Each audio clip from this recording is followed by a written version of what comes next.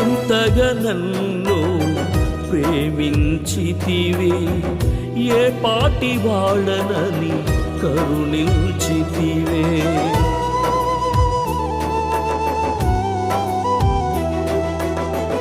ఇంతగా నన్ను ప్రేమించితివే, ఏ పాటి వాడనని కరుణించితివే. అర్హత లేని నాకు అర్హతనిచ్చి నీ సన్నిధిలో నిలిపిన దేవా, అర్హత లేని నాకు అర్హతనిచ్చి నీ సన్నిధిలో నిలిపిన దేవా, నీ సన్నిధిలో నిలిపిన దేవా, నీ సన్నిధిలో నిలిపిన దేవా. నా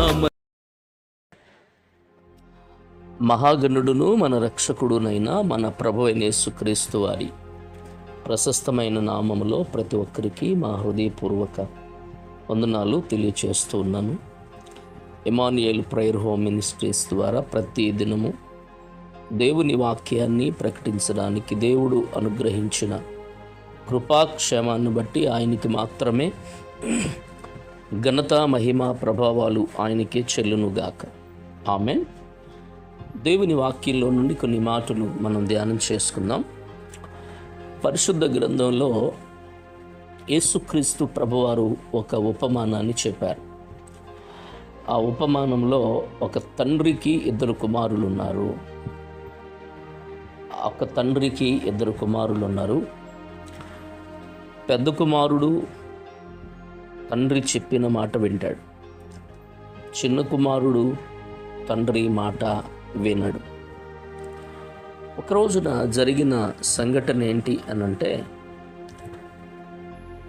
చిన్న కుమారుడు వచ్చి పరిశుద్ధ గ్రంథంలో నుండి లూకా సువార్త 15వ అధ్యాయము 11వ వచనం నుండి కొన్ని మాటలు మనం ధ్యానం చేద్దాం. మరియు ఆయన ఇట్లా, నేను ఒక మనుషునికి ఇద్దరు కుమారులు ఉండేది.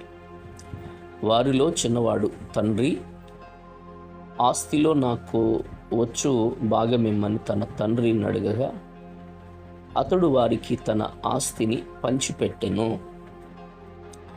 ఇక్కడ గమనించాలి,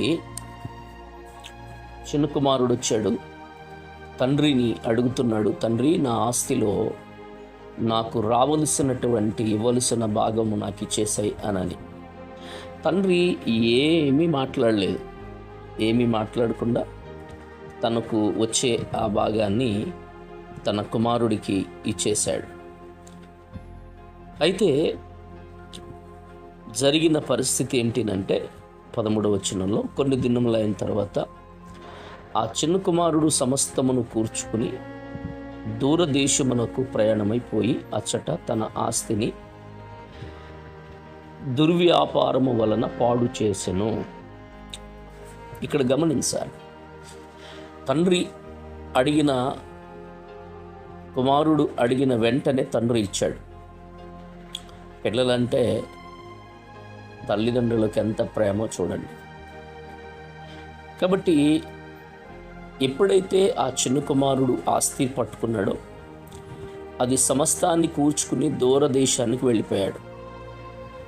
దూరదేశానికి వెళ్ళి ఏం చేశాడయ్యా అని అంటే, తన ఆస్తిని దుర్వ్యాపారము వలన పాడు చేశాడు. వ్యాపారం చేయలేదు,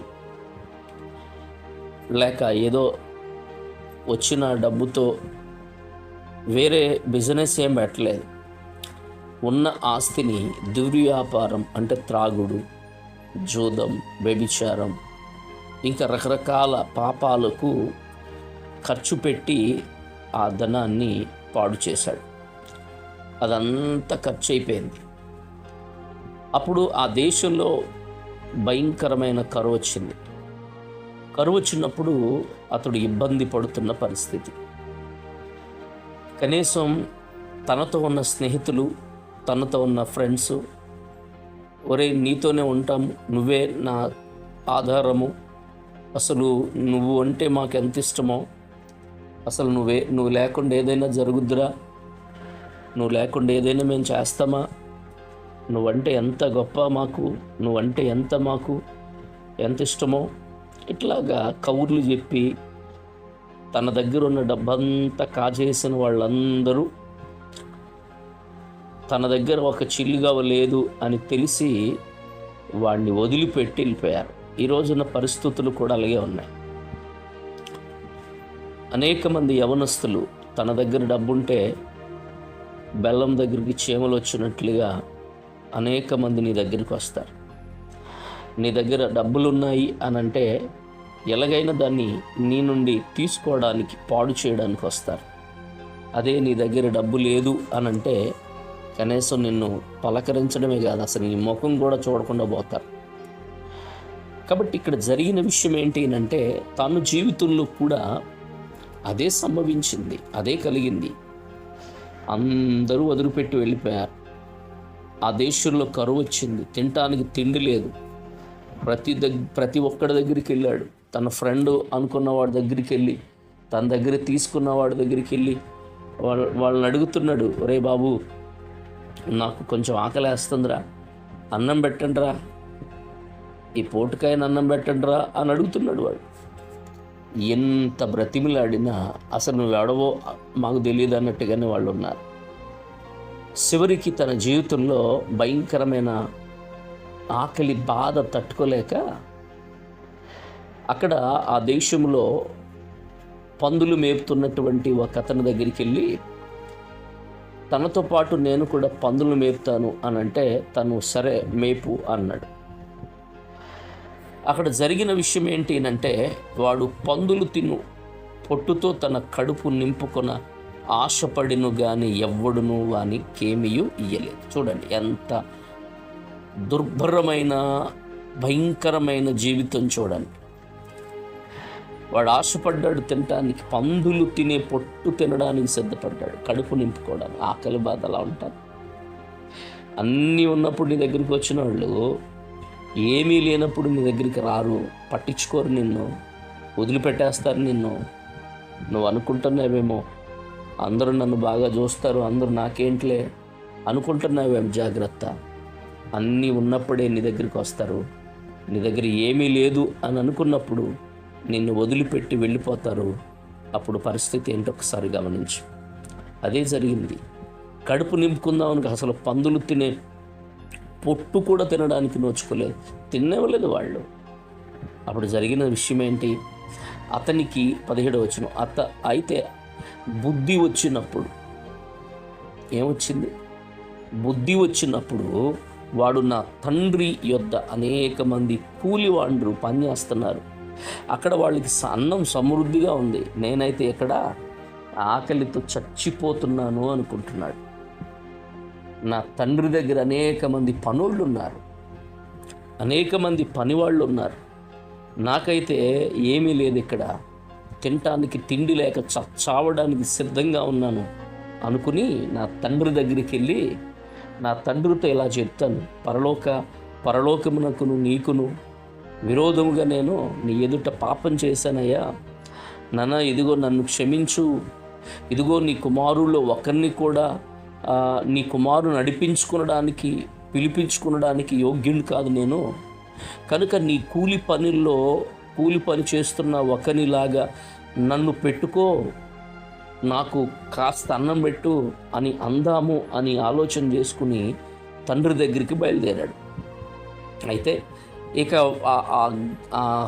ఇంటి దగ్గరికి రాకముందే, ఆ వరండాలోకి గ్రౌండ్లోనికి రాకముందే తండ్రి వాని నడకను చూశాడు.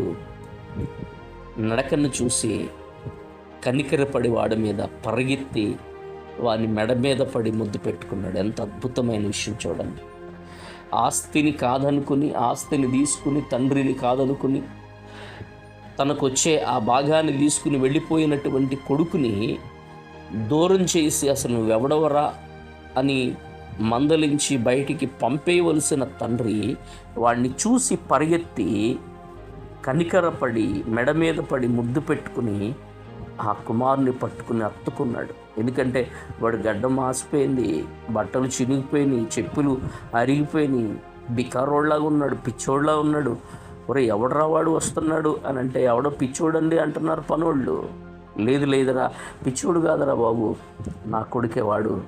ఎందుకంటే వాడి నడక తెలుసు, వాడి పరిస్థితి నాకు తెలుసు. నిజంగా ఎంత అద్భుతం. నిజమే, నీ జీవితంలో కూడా దేవునికి, తండ్రికి, దేవునికి దూరమైపోయిన జీవితం నువ్వు జీవిస్తున్నావా? తల్లిదండ్రులకు దూరం అయిపోయిన పరిస్థితుల్లో నువ్వు ఉన్నావేమో. అరే నా పరిస్థితి ఏంటి అని నీ జీవితం ఒక్కసారి పశ్చాత్తాపడి క్షమించు ప్రభువా అని నువ్వు అడిగితే గనుక దేవుడు తప్పక నీ జీవితాన్ని అద్భుతంగా మారుస్తాడు.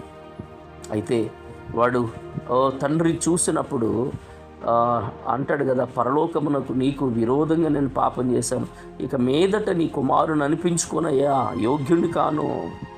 తండ్రి అంటాడు కదా, దాసులను చూసి ప్రశస్త వస్త్రాలు త్వరగా తెచ్చి వీనికి కట్టి వీని చేతికి ఉంగరం పెట్టి పాదములకు చెప్పులు తొడిగించుడి, కొవ్విన దూడను తెచ్చి వధించుడి. చూడండి, మనము తిని సంతోషపడుదుము. ఈయన కుమారుడు చనిపోయి మరలా బ్రతికెను, తప్పిపోయి దొరికినని చెప్పెను. అంతటా వారు సంతోషపడసారు. చూడండి, వీడు చనిపోయాడు, మరలా బ్రతికాడు, తప్పిపోయాడు, మరలా దొరికాడు. అంటే లోక పాపములో చచ్చిపోయాడు, లోక పాపములో శపించబడిన జీవితంలో ఉన్నాడు. మరలా వచ్చాడు, తన తప్పు తెలుసుకున్నాడు, తన పాపం ఏంటో తెలుసుకున్నాడు, తండ్రి దగ్గర ఎంత సమృద్ధి ఉంటుందో తెలుసుకున్నాడు, తండ్రి దగ్గర ఎంత ఆశీర్వాదం ఉంటుందో తెలుసుకున్నాడు. ఈ రోజున దేవుని సంఘాన్ని వదిలిపెట్టి, సహవాసాన్ని వదిలిపెట్టి, ప్రియులరా, లోకం వైపుకి, లోక పరిస్థితుల వైపుకి తిరిగి నీ జీవితాన్ని నాశనం చేసుకుంటున్నావేమో. ఇదిగో యెరూషలేమును వదిలిపెట్టి ఎరుకోకు వెడుతున్న వాడి పరిస్థితి. దొంగలు కొట్టారు, కొరప్రాణముతో విడిచి వెళ్ళిపోయారు. వీడి జీవితం కూడా చనిపోయాడు, పాపంలో చనిపోయాడు, మరలా తప్పిపోయాడు, దొరికాడు, క్షమించమని అడిగాడు. సంతోషం, ఎంత అద్భుతమైన కృప చూడండి. అయితే ప్రియులరా, పెద్ద కుమారుడు అది తెలియదు విషయం, అసలు ఏం జరుగుతుందో తెలియదు. పొలం నుండి వచ్చాడు, ఇంటి దగ్గర ఆ వాయిద్యాలు, నాట్యము, ఈ సంగీతము, ఈ ఏంటి బాజా భజంత్రాలు ఏంటివి అని అంటే, అప్పుడు అంటాడు కదా, నీ తమ్ముడు వచ్చాడు తప్పిపోయినోడు అని అంటే, అప్పుడు వాడు పెద్ద కుమారుడు అంటాడు కదా, 28వ వచనం, అయితే అతడు కోపపడి లోపలికి వెళ్ళనొల్లక పోయెను గనుక అతని తండ్రి వెలుపలికి వచ్చి లోపలికి రమ్మని బతుమాలుకొనెను. అందుకతడు తన తండ్రితో, ఇదిగో చూడండి, అసలు వీడికి సభ్యత కానీ గౌరవం కానీ ఉందా? పెద్దోడికి ఇంట్లో ఉన్నాడే, ఇంట్లో ఉన్నాడు అనే మాట మాత్రం ఉంది, కానీ తండ్రిని తండ్రి అనడానికి వీడికి మాట రావడం లేదు. ఇదిగో అంటున్నాడు, గౌరవం లేని మాట్లాడుతున్నాడు వీడు. తల్లిదండ్రులను గౌరవించవలసిన వాడు, తల్లిదండ్రులను ప్రేమించవలసిన వాడు, అసలు వీడికి గౌరవమే లేదు. తండ్రి అనడానికి వీడికి అసలు వీడు హృదయంలో ఉంటేగా రావడానికి. తండ్రి అంటలేదు, ఇదిగో అంటున్నాడు. ఇదిగో ఏంటి చూడండి, ఎంత భయంకరం. ఇదిగో ఇన్నేండ్ల నుండి నిన్ను సేవించుచున్నానే, నీ ఆజ్ఞ నేను ఎప్పుడైనా మీరేనా? అయినా కనీసం నా స్నేహితులతో సంతోషపడడానికి నాకు ఎప్పుడైనా ఒక మేకపిల్లైనా కోసావా, ఇచ్చావా? ఇదిగో నీ ఆస్తిని వేషులతో తినేసి నీ కుమారుడు, చూడండి మరలా, నీ కుమారుడు అంటే నా తమ్ముడు అంటలేదు వీడు. అసలు తమ్ముడు అంటాను కూడా నోరు వత్తలేదు వీడికి. అసలు ఏమనాలి వీడిని? నా తమ్ముడు అనడానికి కూడా వీడికి నోరు రావడం లేదు. తండ్రి అనడానికి కూడా వత్తలేదు వీడికి. అంటే ఇంతకీ తప్పిపోయినాడు ఎవడో? ఇంట్లో నుంచి వెళ్ళిపోయినాడు తప్పిపోయాడా, లేక ఇంట్లో ఉన్నవాడు తప్పిపోయాడా? ఇక్కడ గమనిస్తే కనుక ఇంట్లో ఉన్నవాడు, ఇంట్లో నుంచి వెళ్ళిపోయిన వాడు తప్పిపోయి పశ్చాత్తాపడి వచ్చాడు. కానీ ఇంట్లో ఉన్నవాడు అసలు వీడికి పశ్చాత్తాపం లేదు, మారు మనసు లేదు. ఎందుకు కాబట్టి, చేస్తున్నాను కాబట్టి, తప్పదు కాబట్టి, చెయ్యాలి కాబట్టి అన్నట్టుగా చేస్తున్నాడు. కానీ వీడి మనసు మారినోడు కాదు. వాస్తవానికి ఇంట్లో ఉన్నవాడు తప్పిపోయాడు వీడు. కాబట్టి నీ జీవితం ఎలా ఉందో ఒకసారి గమనించు. ఎంత అద్భుతమైన విషయాన్ని దేవుడు చెప్తున్నాడు. అందుకతడు, కుమారుడా, నీవెల్లప్పుడూ నాతో కూడా ఉన్నావుగా, ఇంకెందుకు, నావన్నీ నీవేగా, మనము సంతోషపడి ఆనందించుట యుక్తమే. ఈ నీ తమ్ముడు చనిపోయి తిరిగి బ్రతికిన, తప్పిపోయి దొరికినని అతనితో చెప్పాను. చూడండి, ఎన్ని చెప్పినా గాడి వీడి మనసు మారలేదు. ఈ రోజున నీ జీవితంలో ఇంట్లో నుండి తప్పిపోతున్నావేమో, బయట ఉన్నవాడు, ఇంట్లో ఉన్నవాడు వెళ్ళిపోయి తప్పిపోయి మరలా వచ్చాడు, క్షమించమని అడిగాడు. కానీ ఇంట్లో ఉండి, అంటే సంఘములో ఉన్న నీవు, సహవాసంలో ఉన్న నీవు, దేవుని సంఘానికి వస్తున్న నీవు తప్పిపోయే వ్యక్తిగా ఉన్నావేమో. లోకములో, నీకంటే లోకములోకి వెళ్ళిపోయినోడే, లోకములో ఉండి మరలలో బయట నుంచి లోపలికి వచ్చినోడే పశ్చాత్తాపడ్డాడు. లోపల ఉన్న నీవు చెడిపోయావు. నీ జీవితం ఎలా ఉంది? వాడు బయటికి వెళ్ళి చెడిపోయాడు, పెద్దోడేమో ఇంట్లో ఉండి చెడిపోయాడు. బయటికి వెళ్ళినోడు పశ్చాత్తాపడి ఇంట్లోకి వచ్చాడు, ఇంట్లో ఉన్నవాడు కోపపడి బయటికి పోయాడు. ఎలా ఉండాలనుకుంటున్నావు గమనించి ప్రార్థన చేసుకుందాం. మహిమ కలిగిన తండ్రి, కృపగల దేవ, కనికరము గల యేసు వందనాలు. ఇంతవరకు విన్న వాక్యాన్ని బట్టి బిడ్డల జీవితాల్లో ఒక మార్పు, బిడ్డల జీవితానికి నీ కృప దయచేయమని, యవన బిడ్డలందరినీ విన్న వాక్యాన్ని బట్టి సహవాసాన్ని విడిచిపెట్టకుండా సంఘాన్ని నీ యందు భయభక్తులు కలిగిన వ్యక్తులుగా జీవించినట్లు కృపనిమ్మని యేసు నామములో అడుగుచున్నాము తండ్రి. ఆమేన్, ఆమేన్.